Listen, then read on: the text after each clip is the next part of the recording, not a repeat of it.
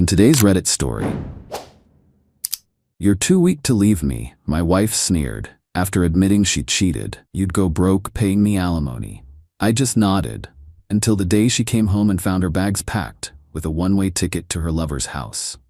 I had always known that marriages go through ups and downs, but nothing could have prepared me for the moment my wife, Lauren, casually shattered everything. It was a Tuesday night, and I was just finishing up dinner when she decided to drop the bombshell. "I've been seeing someone else."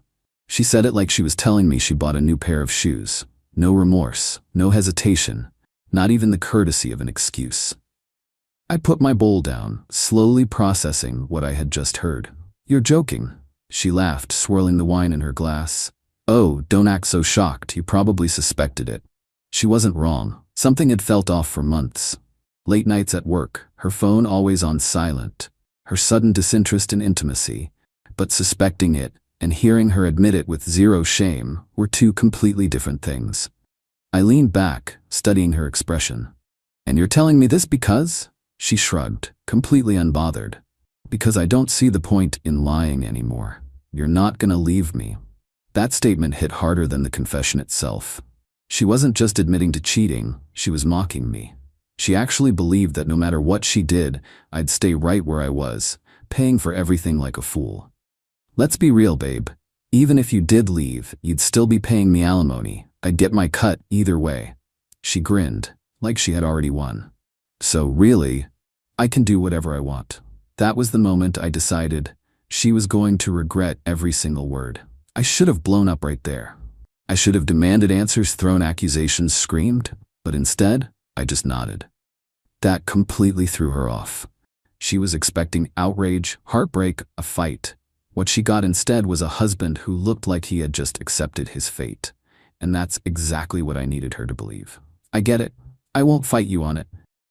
Her smile grew wider. "See, I knew you'd be reasonable about this." I stood up, grabbing my plate to wash it like it was just another normal evening. "If you're happy, that's what matters." She actually sighed in relief, like she had just dodged a bullet. What she didn't know? The bullet was still coming, and it was going to hit her harder than she ever imagined.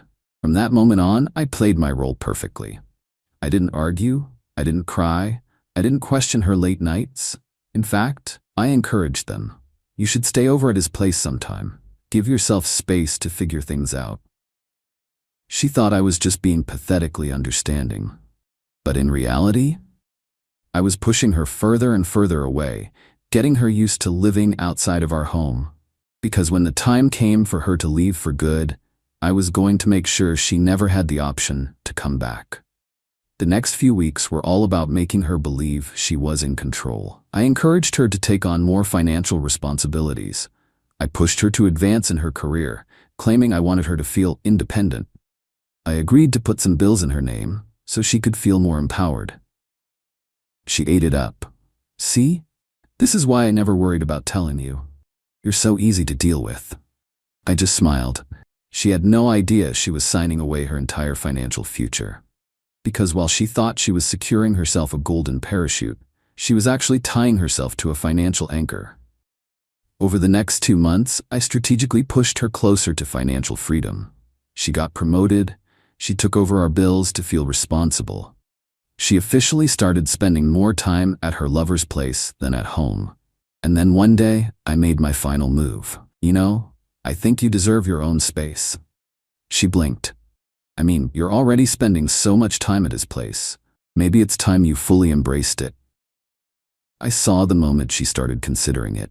I knew exactly how to push her over the edge.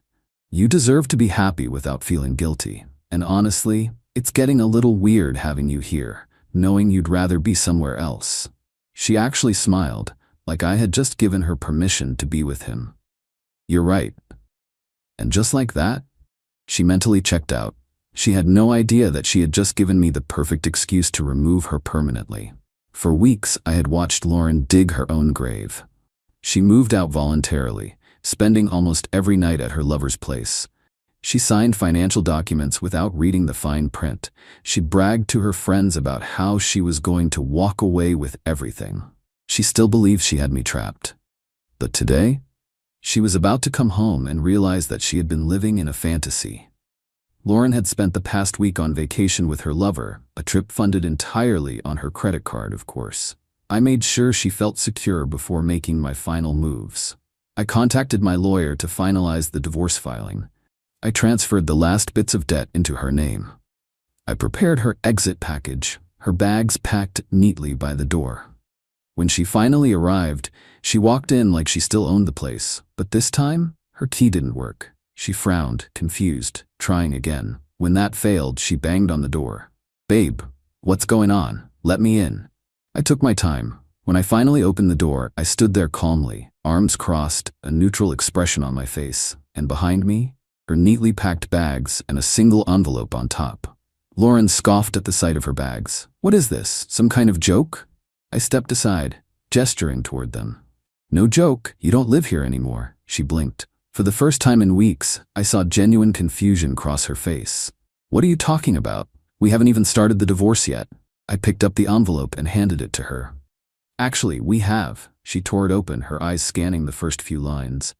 And then, her smirk disappeared. "You already filed?" "2 weeks ago." She staggered back, gripping the doorframe. But we haven't even discussed alimony." I shrugged. "Oh, we won't need to, because you're not getting any." Her eyes shot up.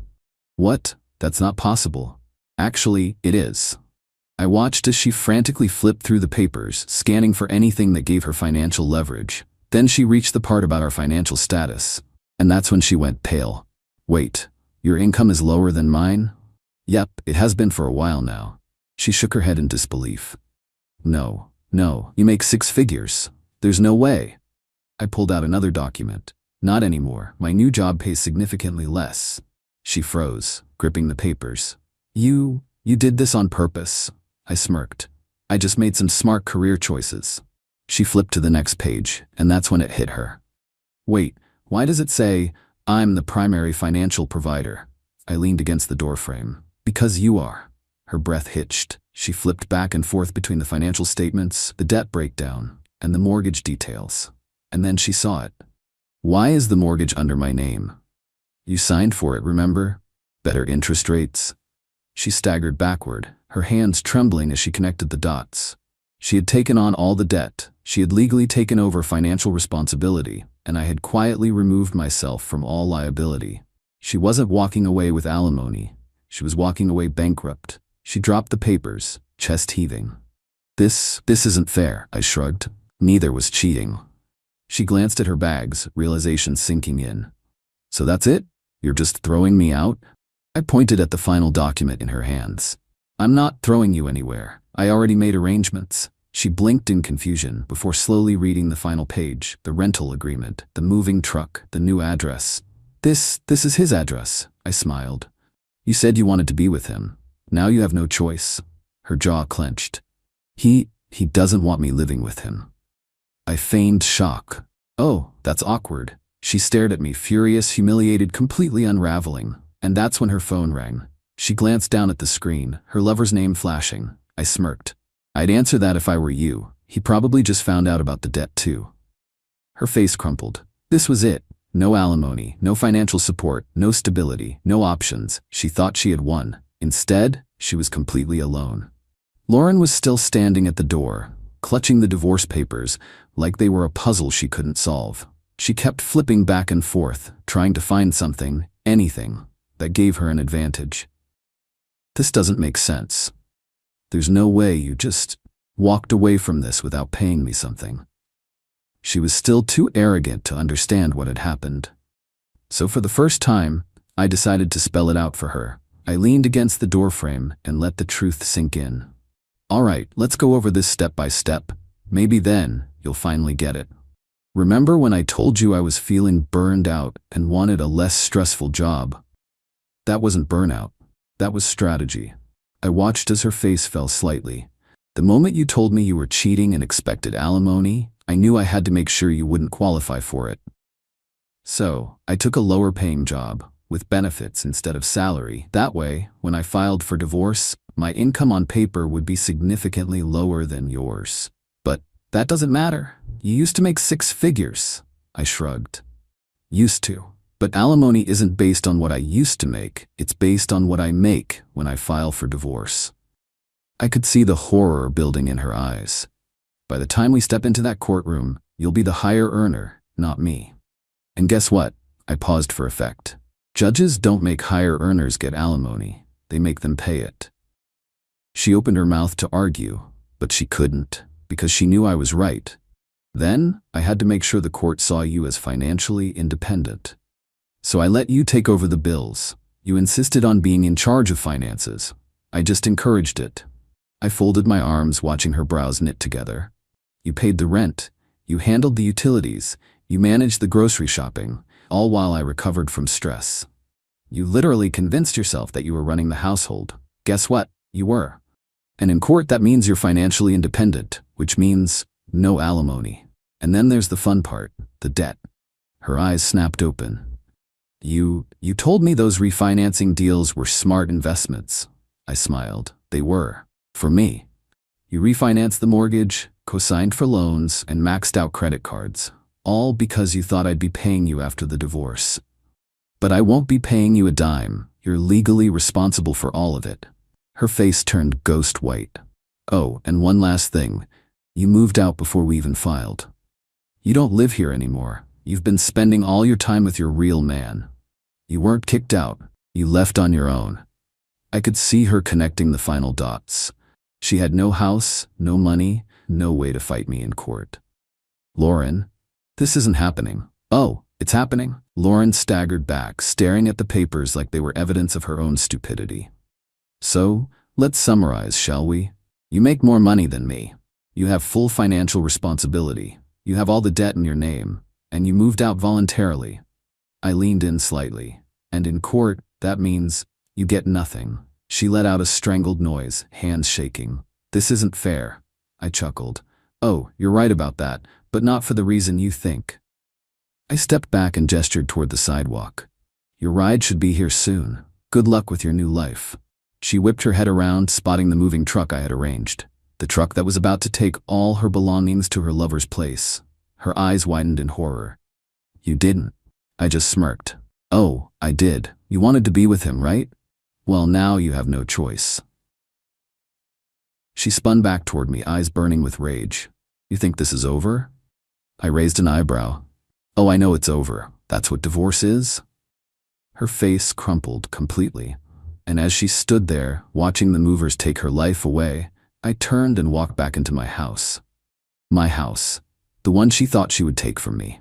But now, she had nothing. Lauren walked into the courtroom expecting a fight. She probably thought she'd beg for alimony, cry about maintaining her lifestyle, and guilt-trip the judge into siding with her. But instead, she sat there, completely silent, as my lawyer laid out the evidence. She moved out voluntarily. She earned more than me. She was financially independent. She was legally responsible for all debt. The judge barely even hesitated. Judge, Mrs. Lauren, based on the financial records, you do not qualify for alimony. Lauren went stiff. Furthermore, because you are financially stable, this court sees no reason to grant you additional compensation. That's when she snapped.